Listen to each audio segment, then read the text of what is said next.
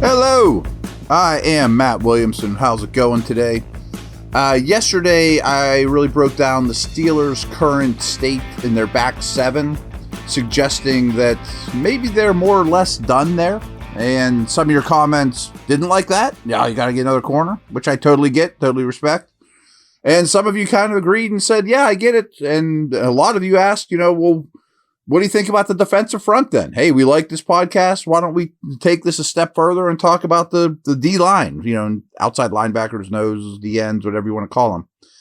So I don't think this is going to come as a huge shock, but I don't think edge. First off, let's just get this out of the way. This draft is awesome with defensive linemen, from Casey Hampton to Joey Porter and everything in between. There is all shapes and sizes.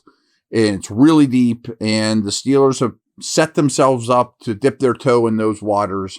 But I don't think it's going to be with edge guys. As you know, they have TJ Watt. They have Alex Highsmith. They have Nick Herbig. I just went to Our Lads to pull up their guide, but they have Leal listed as an outside linebacker.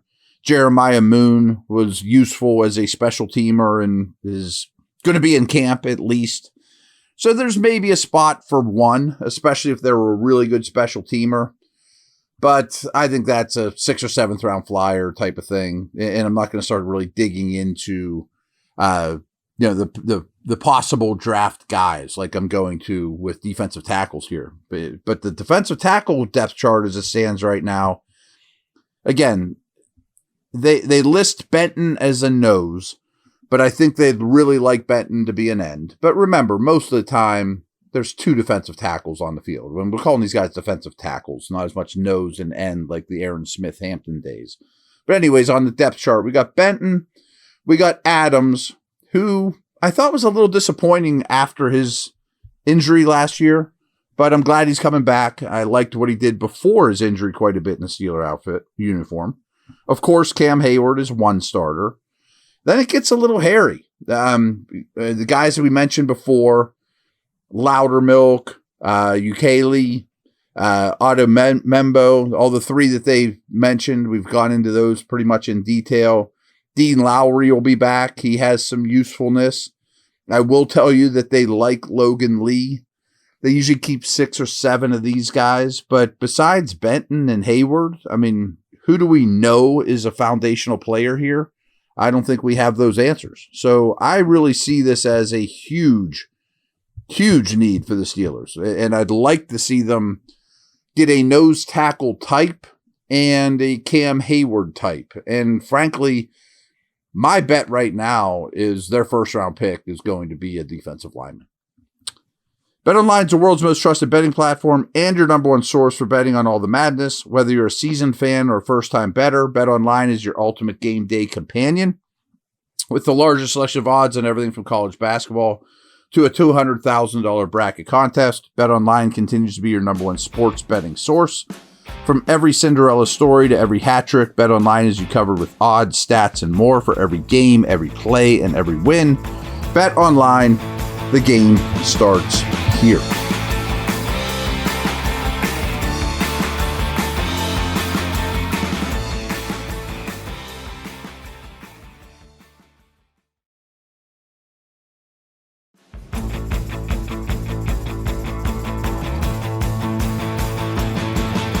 Okay, so what I wanted to do on the second half of this pod is just familiarize you guys with the interior D linemen. The guys that are 290 pounds up to 350.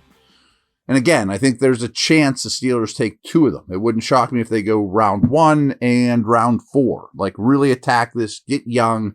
It's a great class. So just so I didn't miss anyone, I went to NFL.com. Lance Zierlein has his rankings up, and I'm just going to spit the names out at you. And almost everyone on the planet has Mason Graham as the number 1 defensive tackle. Personally, I do not, and I was shocked to see Lance doesn't either. Graham's going to be long gone, so the Michigan guy. But Mississippi's Walter Nolan is number 1 for him. And supposedly there's off-the-field stuff with him. No one seems to know what it is, whatever. But he was the number 1 recruit in the country. He's a good run defender. his highlight tape is amazing. I mean, it is athleticism, looks like a top defensive tackle, penetrating, throwing guys out of the bar, long arms, great body type. But he is still very much a work in progress. He's very raw. His recognition skills need some work. He sounds like a wonderful guy to follow Cam Hayward around. You know what I mean? And unless there's something off the field that's just too damning and he can't be part of the team. But Walter Nolan, to me, is really attractive, as is Kenneth Grant. To me, those are the two at 21 that I would be very comfortable with, assuming off the field stuff. But Grant is also a Michigan defensive tackle. I frankly prefer him to Graham, but he is the Haloti Ngata, Vita Vea, modern day nose. Nolan would be an end in this scheme if we're looking through 3-4 lenses. But Grant is really talented, huge, 330 pounds, pocket mover, not a developed pass rusher, but he will give you some and has the upside to give you a lot more. And is kind of the modern day nose, and he can play high at times, but he can really, really run. And there's a lot there to mold. I want to scroll through some of these more nosier guys. Tyleik Williams from Ohio State. Dick LeBeau would have loved him. I mean, he's the Casey Hampton. Those guys just don't play a ton of snaps anymore because there's very little pass rush. I mean, he's just a space-eating anvil in the middle of your defense, and he's really good at it. But that was really valuable for Ohio State this year. Florida State's Joshua Farmer is sort of somewhere in between, 6'3", long arms, more of a nose. These guys are nose type guys. I don't know that some of the problem is I don't know if some of these guys will get to the third round. Farmer's a really impressive prospect to me. Alfred Collins is a lot like Grant that we just talked about. Raw, modern day, huge nose. Bats down a ton of passes, pass rush potential, but it's not really there yet, in terms of off the charts what he could become, but you really have to project some of these guys. Jamari Caldwell from Oregon is kind of a rounder body, hard to get your hands on, upfield, 340-pounder that moves really well, laterally agile. I like him a lot. Again, a nose that does more than just hold the point. CJ West is another one from Indiana. Really good football player. Developing pass rush, but got tons of attention, as you can imagine, from opposing blocking schemes at Indiana. Tim Smith's an old school throwback nose from Alabama. Just a hard-to-move man.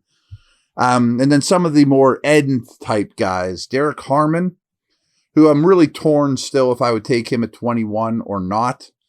Really disruptive. Isn't a great lateral athlete, but is really explosive and had a great year for Oregon. A little bit on the top-heavy side. I wish he had a little bit better base, but there's a lot of ability to work with there for sure. Who are some of the other names I just wanted to mention to you? Ty Robinson's more of a mid-round pick from Nebraska. Tested real well, but there is some stiffness there. Really hard guy to play against. Rotational dude at the next level, not really your next Stephon Tuitt. I mean, there's not many of those, so obviously.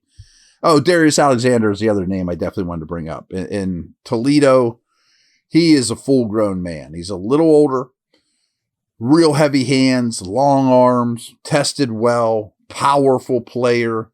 I think he's a plug-and-play Benton type, that's better on the end than nose, but can really play all over that interior, would be useful right away.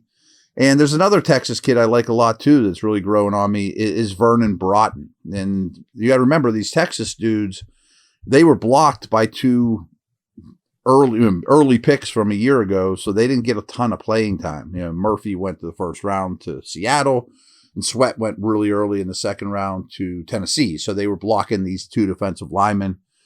But again, really good class. The more I mock things up, the more I look at this draft, the more I think that defensive tackle will be their first pick, even if it's a trade down situation.